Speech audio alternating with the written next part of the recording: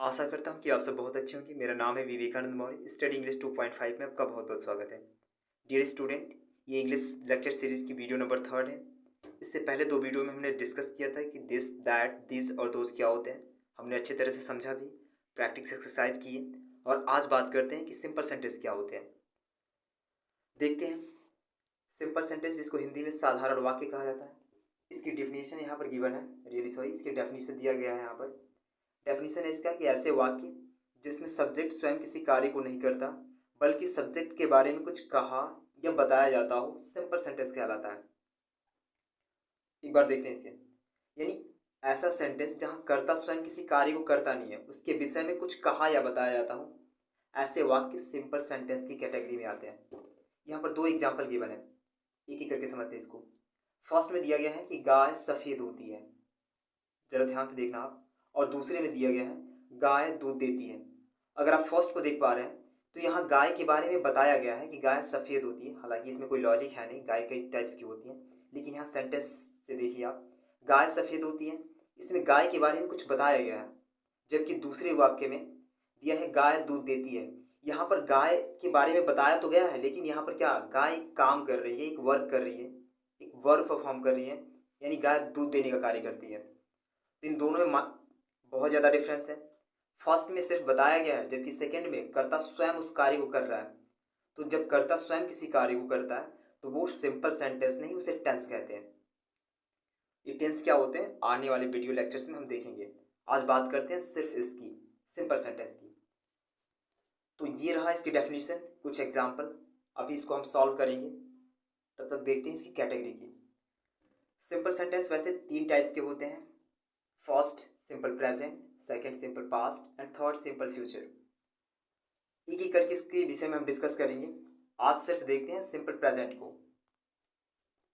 Simple present की 2 category होती है, हालांकि हम इसको 2 कैटेगरी में बांट सकते हैं ताकि पढ़ने में आसानी हो।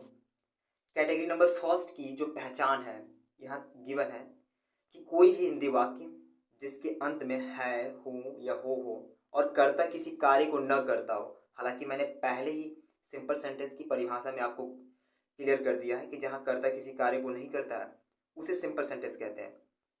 तो सिंपल सेंटेंस के अंत में अगर है, हूँ और हो होता है तो वो सिंपल प्रेजेंट की कैटेगरी फर्स्ट होती है।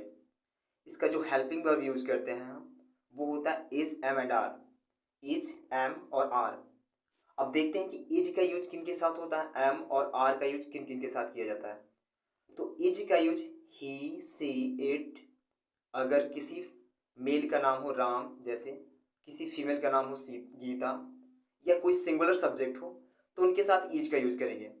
वही एम का यूज केवल आई के साथ किया जाता है, जबकि आर का use you, we, they, these, those etcetera, या बहुत सारे एक से अधिक जहां लोग हों या प्लुरल सब्जेक्ट हो वहां पर आर का यूज किया जाता है। कुछ एग्जाम्पल की बने यहाँ पर, जैसे अभी हम डिस्कस किए थे कि ऐसे वाक्य जिनके अंत में है, हो और हो होता है वो सिंपल प्रेजेंट की कैटेगरी फर्स्ट में आते हैं। आप एग्जाम्पल से समझें। राम एक लड़का है, आप देख पा रहे हैं कि राम यहाँ कोई कार्य नहीं कर रहा है और इसके अंत में हैज़ है। इसकी वजह से क्या है, ये सिंपल प्रेजेंट की कैटेगरी फर्स्ट है। दूसरा एग्जाम्पल है, वह एक डॉक्टर है, आप देख पा रहे हैं यहाँ भी है, और वह जो सब्जेक्ट है उसके बारे में सिर्फ बताया जा रहा है कि वह एक डॉक्टर है। बात करते हैं इसके सेंटेंस फॉर्मिंग स्ट्रक्चर की। तो सेंटेंस फॉर्मिंग स्ट्रक्चर में पहला अफर्मेटिव।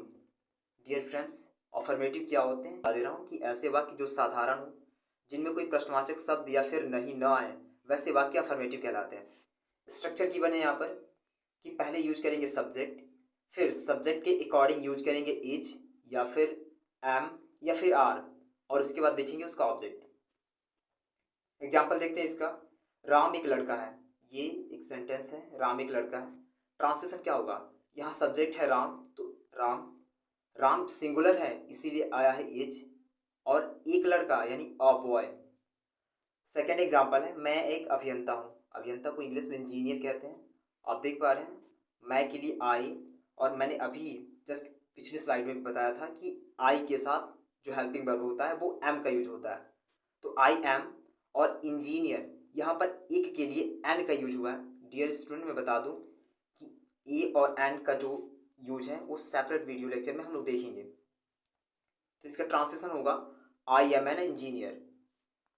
आगे देखते हैं इसका निगेटिव सेंटेंस स्ट्रक्चर। निगेटिव में है, पहले यूज करें सब्जेक्ट, फिर सब्जेक्ट के अकॉर्डिंग लगाएंगे इज एम आर, फिर नॉट, उसके बाद ऑब्जेक्ट। एक एग्जाम्पल गिवन है, आप एक अध्यापक नहीं हैं, रियली सॉरी आप एक अध्यापक नहीं हो। आप देख पा रहे हैं आपके लिए यूज होगा यू। यू चूंकि बहुवचन करता है इसीलिए इसका हेल्पिंग वर्ब होगा आर, फिर नॉट और teacher. You are not a teacher, ये रहा इंटेरोगेटिव, रियली सॉरी निगेटिव।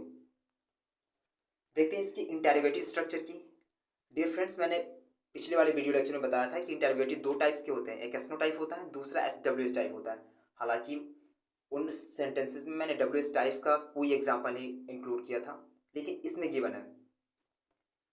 एस्नोटाइप क्या होता है कि ऐसे वाक्य जो प्राय क्या से प्रारंभ होते हैं उनको एस्नोटाइप कहते हैं। या दूसरा अगर परिभाषा आप सुनना चाहो तो दूसरा होता है कि यदि ऐसे वाक्य जिनका जवाब या आंसर हम हाँ या ना में दे पाए वैसे वाक्य एस्नोटाइप कहलाते हैं। जबकि डब्ल्यू एस टाइप होता है कि जिनका जवाब या आंसर हम हाँ या ना में न दे पाए, या जिनके बीच में कोई भी प्रश्नवाचक शब्द आ जाता है, जिनके बीच में कोई भी प्रश्नवाचक शब्द, वो क्या, कौन, कैसे, कहाँ, कब कब, कितना, कितनी, जो भी हो, तो ऐसे वाक्य को डब्ल्यू टाइप कहते हैं। पहले एस्नोटाइप के स्ट्रक्चर को हम देखते हैं।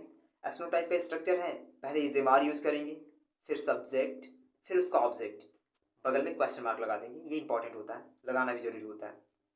आप एग्जाम्पल देखो, क्या आप बुद्धिमान हो। आप देख पा रहे हो कि क्या, यहाँ आप एक और चीज गौर करना कि कभी भी एस्नोटाइप के जो सेंटेंस होते हैं वो चाहे टेंस हो, मोडाल्स हो, हेल्प या फिर एनीथिंग कुछ भी हो, वहाँ कभी भी क्या की अंग्रेजी नहीं लिखी जाती, वहां पर उस टेंस की हेल्पिंग वर्ब आ जाता है, जैसे यहाँ पर आया हुआ है। तो आर, आप देख पा रहे हैं इसका सब्जेक्ट है यू, यानी आप, तो यू यूज हुआ है। और बुद्धिमान हो यानी intelligent, are you intelligent, question mark. W S type को देखते हैं, यहाँ गिवन है आई डब्ल्यू। आप कंफ्यूज नहीं होना, आई डब्ल्यू का मतलब होता है इंटेरोगेटिव वर्ड, यानी वो जो प्रश्नवाचक शब्द बीच में आ रहा है उसी की अंग्रेजी को हम पहले लिखते हैं, फिर हेल्पिंग वर्ब, उसके बाद सब्जेक्ट, फिर उसका ऑब्जेक्ट, और यहाँ क्वेश्चन मार्क लगा देंगे। रियली सॉरी मैं यहाँ पर यूज करना भूल गया हूँ। एग्जाम्पल देखते हैं, आप कैसे हो, बहुत ही प्यारा सेंटेंस है। आप देख पा रहे हो बीच में आया है कैसे, यानी कैसे को हम इंग्लिश में हाउ बोलते हैं, तो यहाँ हाउ, उसके बाद हेल्पिंग वर्ब, इन तीनों में से यूज करना। तो यहाँ पर आर लगेगा, क्यों, क्योंकि इसका जो सब्जेक्ट है वो यू है, और यू क्या है, एक प्लूरल सब्जेक्ट है, तो how are you. Second example given है, वो कौन है।